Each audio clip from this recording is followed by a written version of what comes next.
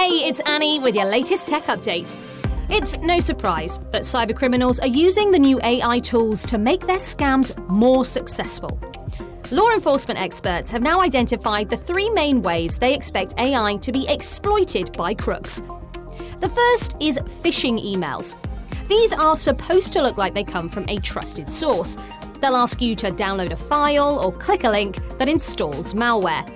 You can often spot them because the emails are full of mistakes, but AI tools create text with good spelling and grammar, making them more believable. AI could also spread misinformation.